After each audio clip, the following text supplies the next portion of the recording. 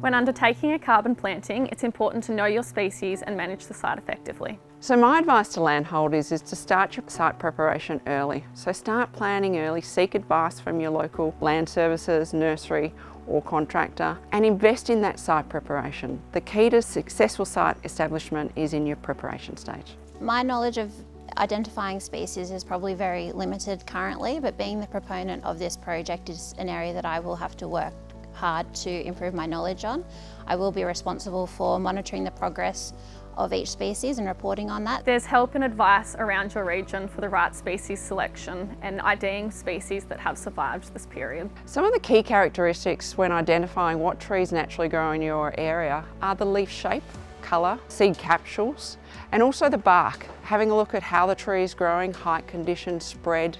These are really important. Also, the nursery can help you guide in terms of what is naturally growing with the area, which can sort of whittle that species selection down for you. Our project will be replicating a box gum grassy woodland. It's really important after planting to monitor the survival and site conditions. That's checking for moisture, checking your guards and stakes if you put them on, and looking for weeds. So it's really important that we control weeds, particularly through those early months, to keep away the demand on subsoil moisture. 3 of the living carbon sites which were planted in 2025 experienced dry, windy conditions over the summer period. However, current seasonal conditions are looking optimistic for the landholders as direct seeding starts to emerge and infill planting takes place.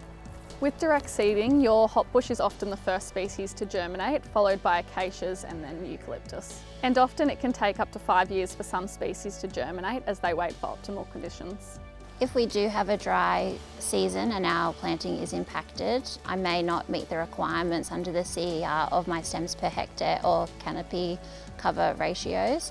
Therefore, I might need to do some infill planting if that does occur. When monitoring direct seeding, it's important to go through and see which species have survived and what the composition of the site is. We need that balance of tree and shrub mix during these projects. When planning an ACCU program, stems per hectare is a key consideration that you must think about. It's incredibly rewarding to be able to walk through the site and confidently recognise and identify species within your planting area.